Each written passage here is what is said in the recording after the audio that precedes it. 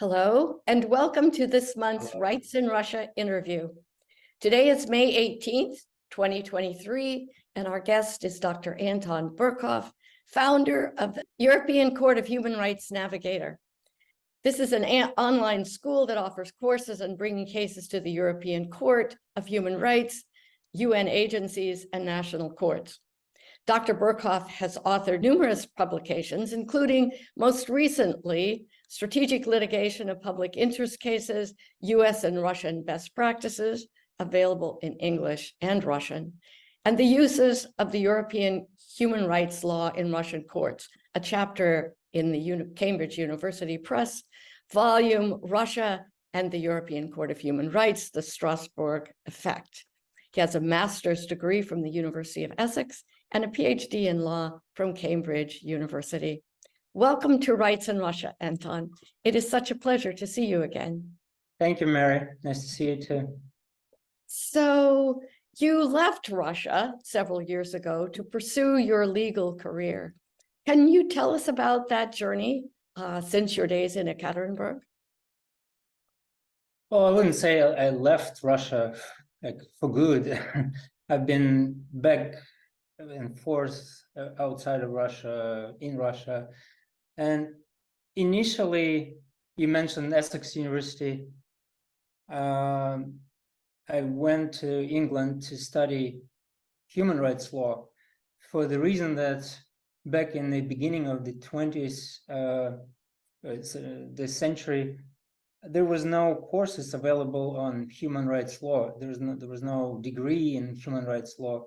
So I was looking for an outside opportunities, and I've heard about this Essex University, and then our NGO, I used to be part of Sutyazhnik, they welcomed a bunch of professors from Essex University, and they were the first one in Russia who taught us how to bring cases to the European Court of Human Rights.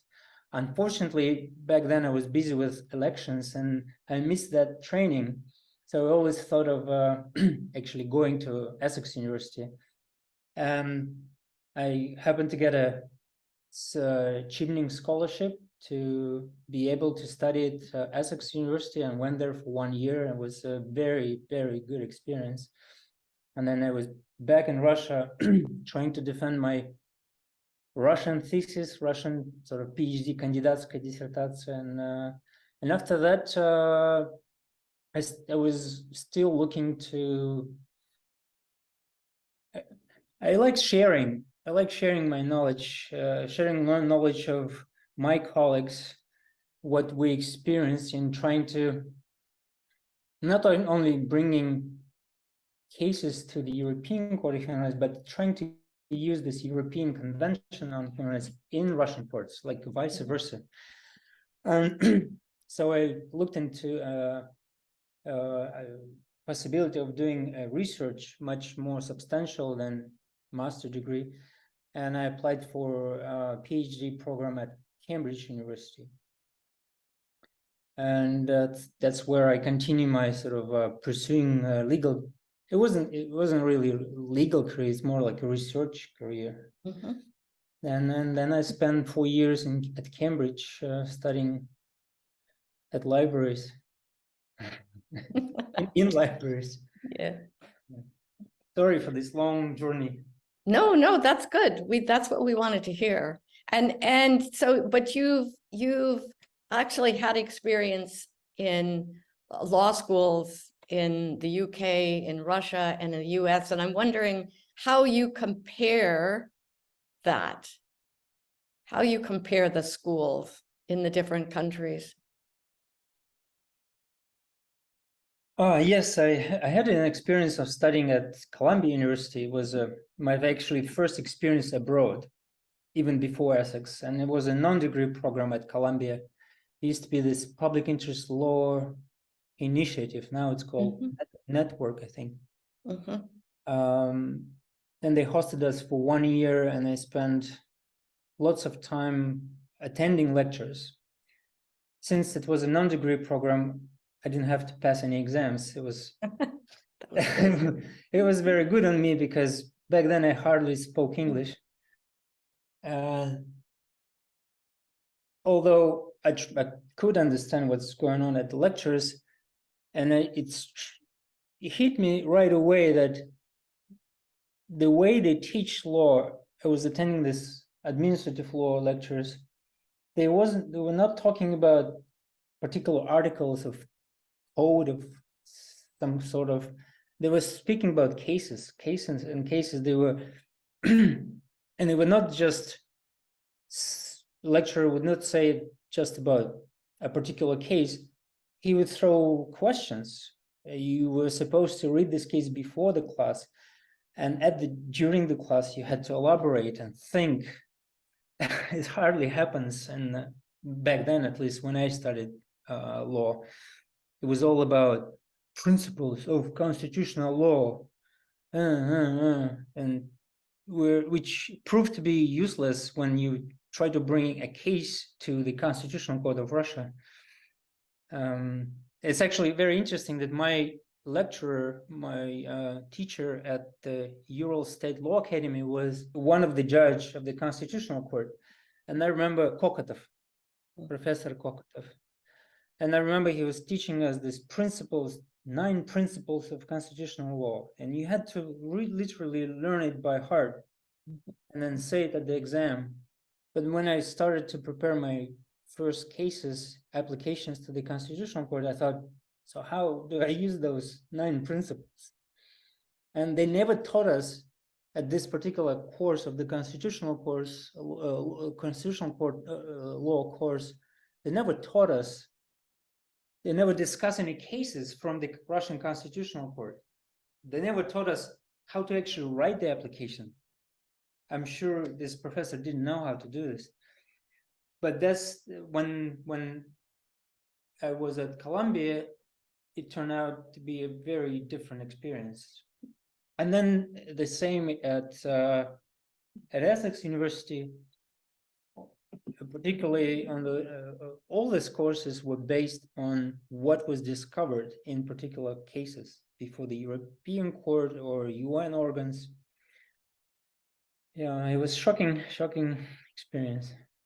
Mm-hmm. Could you talk a little bit about some of the areas of law that most interest you and some of the cases that you have taken up in your own litigation? Well, there were a lot of cases, but I remember one of the first cases that I discovered myself and took on to the courts was very, very simple, maybe not very important case, but basically a regular worker, blue-collar worker was stopped, his car was stopped on the street, and he was accused of being drunk at the wheel while drinking and driving. And he said, I never drink. And maybe my eyes were too red because he was this electric, I don't know this technical word in English, but basically he was doing this procedure which was bad on his eyes. And after working the whole day, his eyes are red and it looked like he's drunk, maybe. So the police officers took him to some kind of medical center, and he came up with the results of being actually drunk. In his urine, there was some chemicals which proves that he's drunk.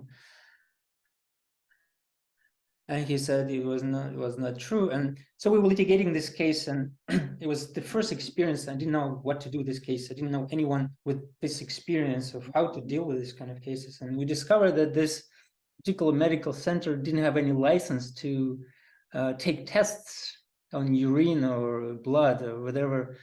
And we proved that those results were just nothing, 0. And he got his license back. And it was one of the strategic litigation cases. It didn't look like a strategic case, but because we just helped one guy. But it turned out that there was a conveyor. Those police officers would take people to this medical center, made this test, made up these tests and will try to push the bribe out of them.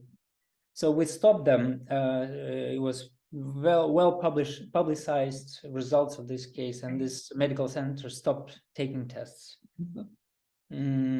So, and then more recently, it has been 10 years, almost 10 years. In 2014,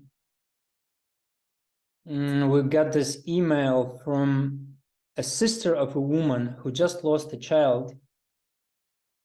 But moreover, 2 months after the death of the child, she discovered that 6 organs were taken away from her child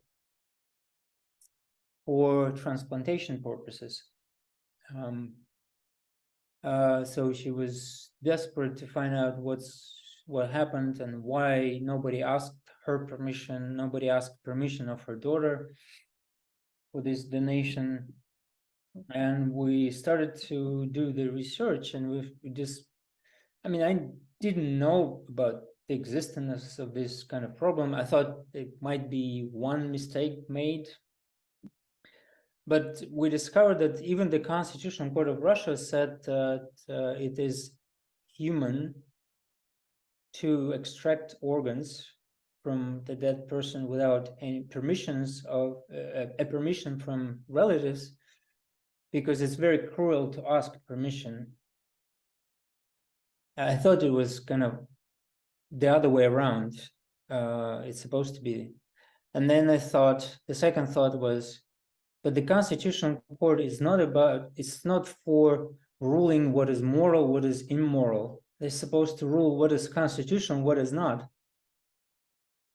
And then at that moment we realized this is a big nationwide problem.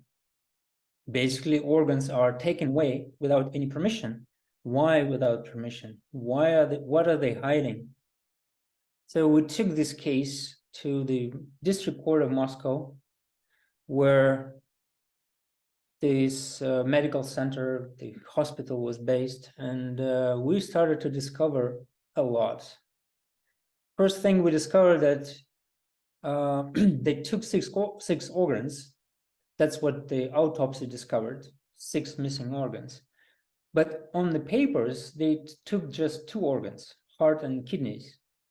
So what that means that the other 4 organs has just disappeared. I mean, they are not recorded anywhere. I remember when I was a student, I was working selling ice creams. And if even one ice cream would be missing, it's going to be a huge scandal, and it's going to be deducted from your salary. But here it's not ice cream, that's human organs. And I wouldn't say a lot more about this case, because it has been for 9 years. It has been going on for 9 years, and we discovered a lot. And we went all the way to the Supreme Court, and then the Constitutional Court. And now this case is still pending before the European Court of Human Rights.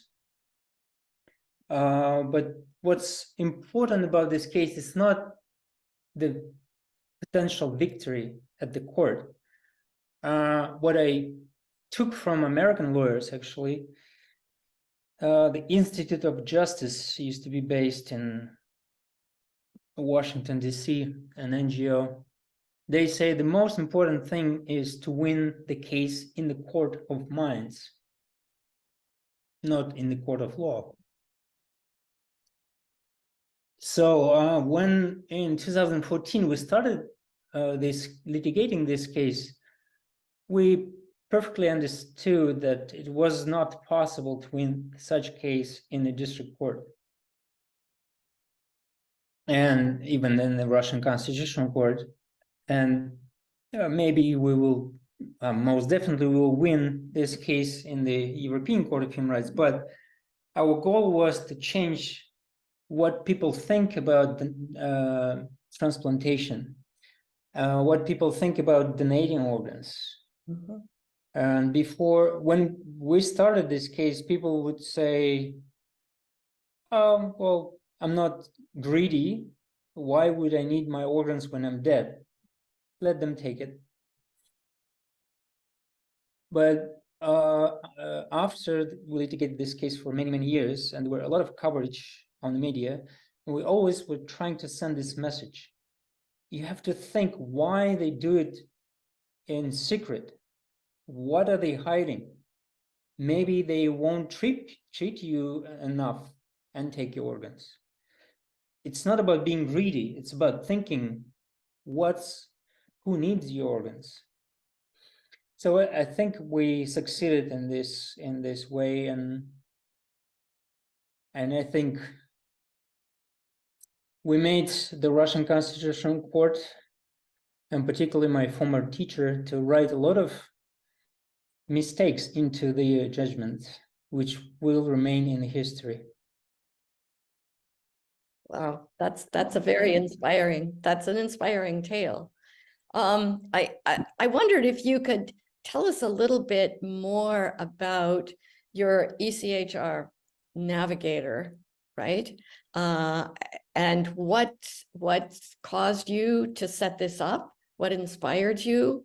And how is this project going in terms of, who you're cooperating with and how the cases are being discussed? Again, this idea started while I was working with my colleagues at Sutyazhnik on the case of conjugal meetings for Russian prisoners of life, life prisoners. So it used to be this rule that life prisoners cannot have conjugal meetings with their spouses or their family members, children, for the first 10 years of the imprisonment, and maybe more, because it's not just 10 years, it's up to the head of the prison, which will allow you or not allow you to have conjugal meetings. And we had this number of couples, and the last one was in 2013-14, who wanted to bring this case, and we started to litigate it. And then, because this case was strategic and we wanted to find out other families, and we found another 4 which were willing to actually take the case to the court. And because we were an NGO and the people were spread around Russia, we couldn't travel to attend courts. So we had this one couple we represented.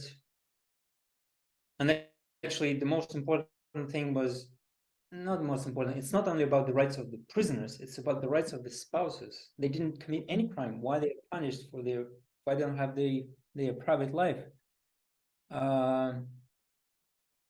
So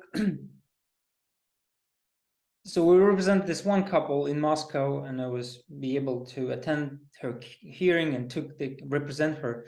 But another couple was in another region, and couldn't travel there. And I started to represent her like via Skype. It was not even Zoom back then. And preparing her this legal papers and instructing how to behave before the judge. And this was the moment when I thought, how about this online school?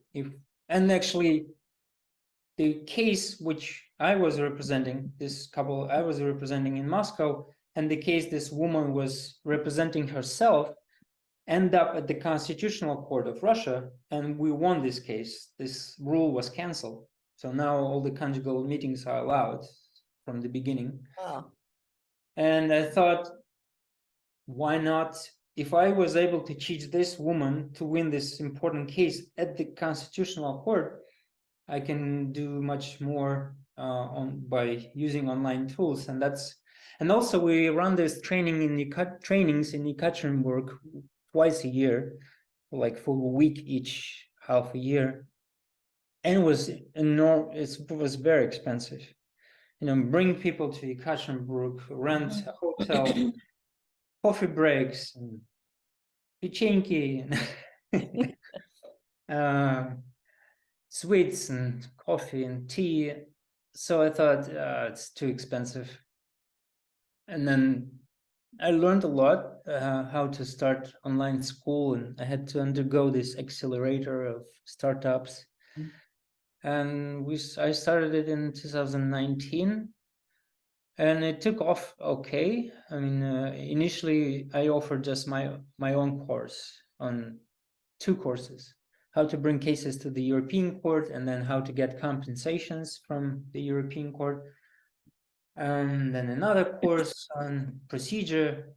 And then a former lawyer of the European Court of Human Rights decided to join the school, and she ran her own course, and then another one. And then we started offering online course on the UN system.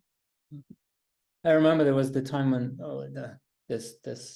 small details I wouldn't mention. And then after Russia was excluded from the Council of Europe, I thought, well, I mean, back then I was thinking about a lot of things, and the smallest one was, oh my God, all my education was just thrown into the bin. I mean, I studied all my life how to bring cases to the European Court, and suddenly there's no more European Court. And we started to offer courses on other topics, just on regular rule of law topics, and how to bring cases to the Constitutional Court. Now we have how to handle criminal cases, regular cases, economical cases. And now we have already like 20 courses compared to what we had in the beginning, like 10 times more.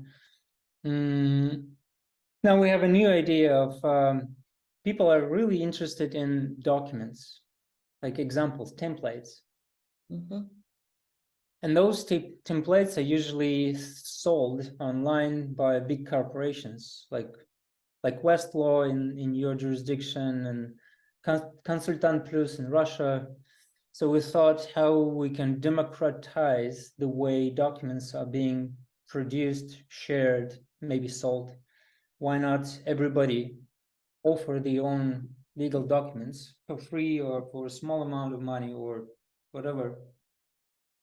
So we just yesterday we launched a new project called, so far it's called legaldoc.shop, where we will it's basically online tool how to help people to share their documents. If they want to share it for free, that's fine. If they want to sell it, fine too. And we want to make it simple. We want to add some tools which help people to improve their documents, make it shorter, more understandable for judges, for human mind. I realized for many years that lawyers write very not very simple. They're very complicated language. They have very complicated legal language. So that's what we are heading to. Wow, that sounds great. That you've massaged the way that the Navigator operates to reflect what's needed at the current time. I'm very impressive, Anton.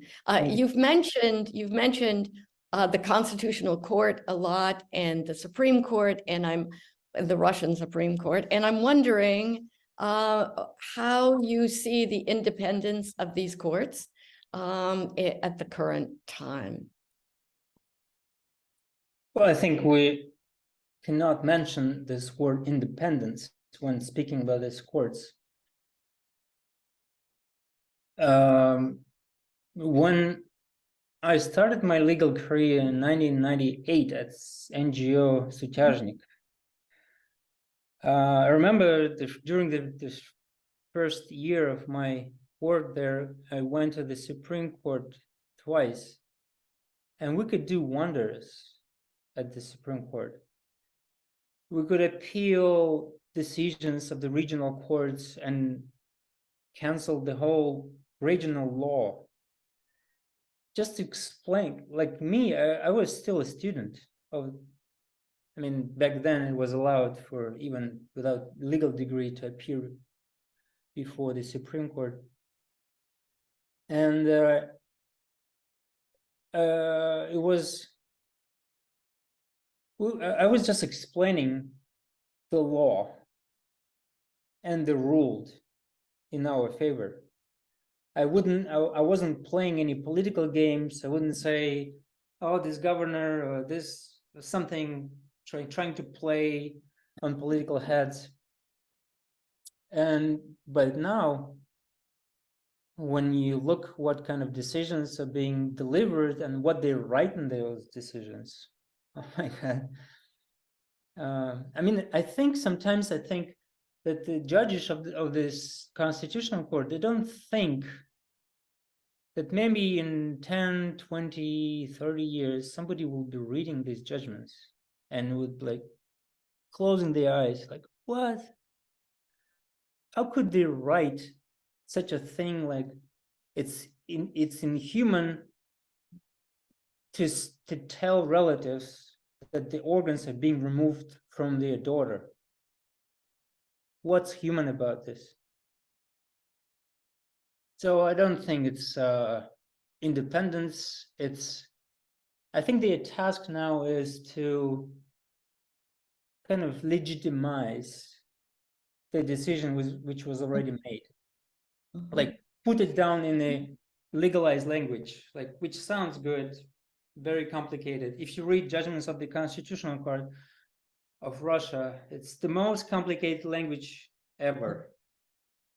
The longest sentences, longer than in War and Peace. Bad example. Right. In general, how important do you think the European Court of Human Rights has been for Russia? I know that now the links to the court have been severed, but just looking at the history, what's your sense of the importance that the court has made? I will start with this. In 2019, I remember I was about to launch ECHR-Navigator, and it was the time when Russia and the Council of Europe was again on the downside, and there were thoughts that Russia will no longer be in the Council of Europe. Nobody wanted to believe it, but it didn't happen in 2019. And some journalists asked me a question. So if European Court of Human Rights is no longer available, what Russian applicants will lose? And I said, hope. Most importantly, hope. And there is this upper instance court where you can go, and maybe it will take 10 years, 15 years, but you will prove that the state was not right. It was wrong.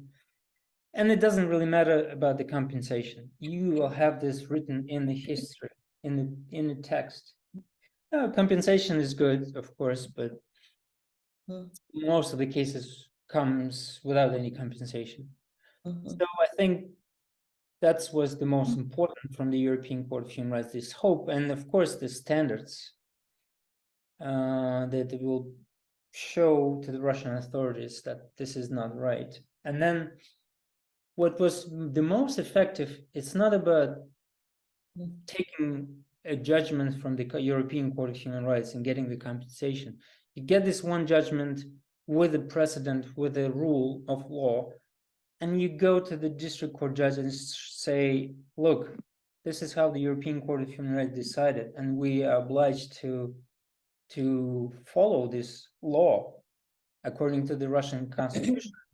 It's the law. And we were more and more successful in doing this in the national court. And that's what, for the 2 years of the ECHR-Navigator, that was the main idea.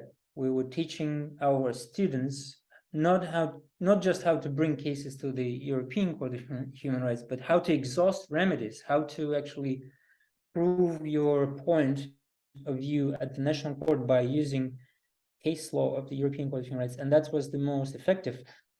Interestingly, that our students are still winning cases by using the case law of the European Court of Human Rights. They're not mentioning it. I mean, they're not saying that that rule of law was written in this particular case of the European Court of Human Rights. It's illegal now. You can go to prison for this. But they imply this principle, this rule of law, and they say this is the way Russian law should be interpreted, and sometimes judges follow it. Still possible. That's the most important thing about the European Court of Human Rights. I guess when you speak about the European Court, you can't avoid mentioning the criticism. It's very slow, very slow. Yes, we should blame our own state for not doing enough in the national court, so all the cases go to the European Court, and then European Court of Human Rights is kind of under pressure of all these folders of the cases. But still, it's just even this case on the organ harvesting, 9 years, 5 years since the last word was said about this case. For 5 years, nothing happened, and now it's going to be just a text for many years, I guess. But still, we don't even have a text. And the mother of this girl, 19 years old girl, is still waiting for the justice. Right. You're right. Things are just too slow. In kind of looking ahead, how do you see the future of the legal system in Russia, kind of over the next few years? I mean, you're deeply immersed in its development and in its day-to-day practice, and so how do you see the future? Well, the future depends on the lawyers, attorneys, bar members who come to the court every day and try to convince judges to rule this way or another. And what pressure those lawyers are experiencing right now is just enormous. I mean, we're no longer able to speak about independence of judges, but soon enough we won't be able to speak about independence of attorneys. Soon no one can go to the Russian courts but attorneys. It's going to be a monopoly. And I mean, it's a good thing in England, the US, it's normal practice in France, but I guess Russia is not ready yet for this kind of monopoly. And particularly in such circumstances, in these years of history, it's not a good idea to push all the lawyers into a bar, to make all the lawyers bar members, because the bar can influence how lawyers think and litigate. That's the biggest concern, I think, right now. But I can't predict the future. Yeah, well, none of us can predict the future. So I have one last question, and that is about the logo that's on your shirt. Oh. Where it's so fascinating. How did you come up with that, and what does it signify? Well, I have a very good friend who is a designer, an artist, and an actor, and he designs actually logos for like wine bottles and vodka bottles and cognac. And he made up very came up with very good designs and won a lot of prizes. And one day we were sitting in our kitchen and discussing, and he said, "How can I help to your NGO?" I said, "I need a cover for a book." My book was coming up, this book about the strategic litigation in the US and Russia. And he said, "Done." And in 2 weeks, he sent me the draft. And I thought, that's not a draft, that's finished version. That's what I need. And I explained to him, so strategic, I need something like this, strategic. I don't remember what I think I gave him some directions. And he wrote down, I don't have it handy, but it's like one of the figures, the smallest figures in the chess.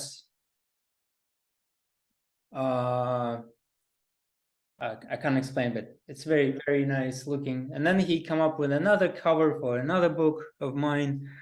And then when I was thinking about launching my company, my new project, and I said, it should be something, I need a logo, and it should be a strategic, something, again, strategy. And he came up with these errors. It's like actually 3 errors coming together. Right. And now I liked it right away. We didn't change anything. And and now whatever we do, whatever, like initial was an NGO, Strategic Litigation Center, and then this online school, ECHR-Navigator, and now the documents exchange, legaldoc.shop. It's all about exchange, and these errors, they meet together and they cooperate, collaborate, and something good comes out of it. So something new, because these 3 errors, you don't really see errors, you see something new. Right. So this kind of philosophy is always there, and I think I stuck with this logo for good. Wow. Well, that's great. Well, this has been such a fascinating and inspiring discussion, Anton. We're just so grateful for your time and your expertise, and for the opportunity to learn about your new project, which sounds just like a very hopeful note. And I hope it's succeeding. Wishing you just the best of luck with the project and with this phase of your career. And we look forward to seeing you again on Rights in Russia, if that's possible. Sure. Give me a call. Right. Will do. Thank you. Okay. Bye-bye. Bye.